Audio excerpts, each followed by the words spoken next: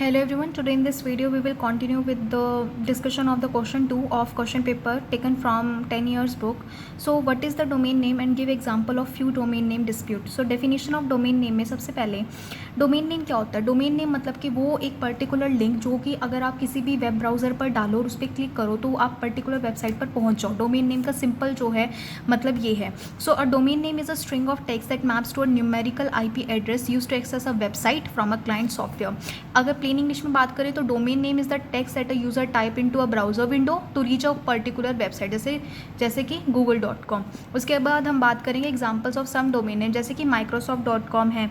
इसके बारे में लिखा हुआ है, देखो ये आप खुद देख लेना. microsoft.com के बारे में, mcdonalds.com के बारे में और mtv.com के बारे में. जो है इसमें टेक्निकल बातें लिखी हुई हैं, अगर आप इनको क्रैम भी कर लो तो वो भी चलेगा, राइट. उसके बाद हम बात करेंगे differentiate between internet and extranet.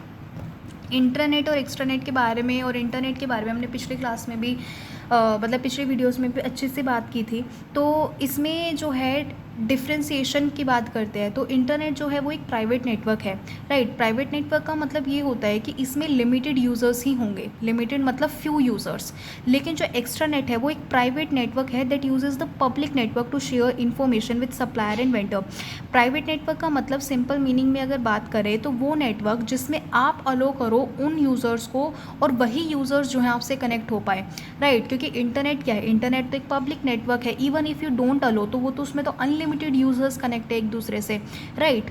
Internet की नेक्स्ट पॉइंट है it is regulated by an organization. देखो हर एक ऑर्गेनाइजेशन का ना खुद का इंटरनेट होता है जिसमें अगर उनको एक डिपार्टमेंट से दूसरे डिपार्टमेंट में कोई भी इंफॉर्मेशन कन्वे करनी हो तो सिर्फ वो उन यूजर्स को ही कनेक्ट करते हैं. It is regulated by multiple organization. देखो बहुत सारी ऑर्गेनाइजेशन होती है जिनको ट्रांजेक्शन करनी होती है और इन्फॉर्मेशन जो है ट्रैवल करनी होती है.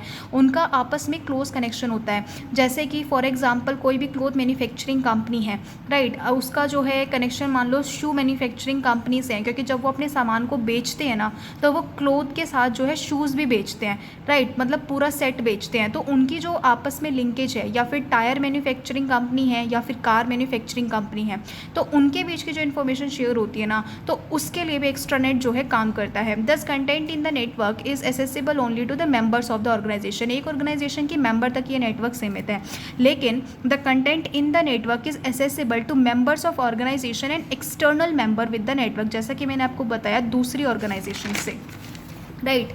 उसके बाद हम बात करेंगे it is small network with minimal number of connected devices. देखो ये क्या होता है कि एक स्मॉल नेटवर्क है जिसमें कुछ मिनिमल मेंबर्स मतलब ऑर्गेनाइजेशन के कुछ मेंबर्स ही जो है कनेक्ट होकर इन्फॉर्मेशन को शेयर करते हैं. लेकिन the number of devices connected is comparable with internet.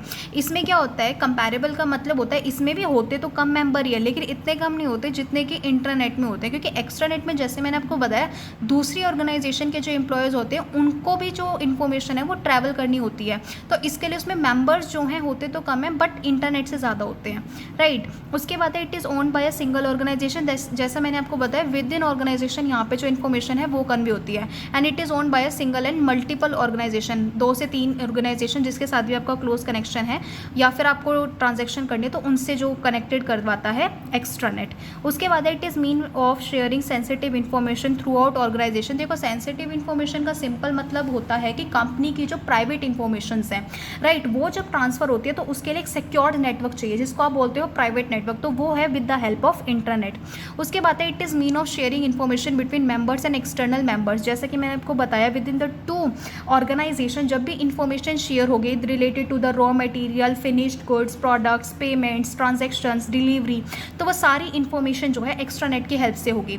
But internet is regulated by the organization policy. Organization की जो पॉलिसीज़ होती है उसके अंडर रहकर ही इंटरनेट की से इन्फॉर्मेशन जो है ट्रैवल होती है. And internet is also regulated by the contractual agreement between organization. देखो अब 2 ऑर्गेनाइजेशन है, अगर उनके बीच में जो भी ट्रांजेक्शन होती है उससे पहले उसका एग्रीमेंट बना होगा कि हम आपको इतनी तारीख तक इतना मटेरियल जो है सप्लाई करेंगे और उसके बदले में आप हमको इतनी मनी ट्रांसफ़र करोगे. तो वो सारी की सारी जो इन्फॉर्मेशन है उससे पहले ट्रैवल करने से पहले या मतलब ट्रांजेक्शन को शुरुआत करने से पहले ही एग्रीमेंट बनाते हैं जिसको आप कॉन्ट्रैक्ट भी बोल सकते हो, राइट. तो उसके बाद जो ट्रांजेक्शन्स होती है वो with the help of extranet होती है. फॉर एग्जांपल TCS और इसका एग्जांपल है HP एंड इंटेल.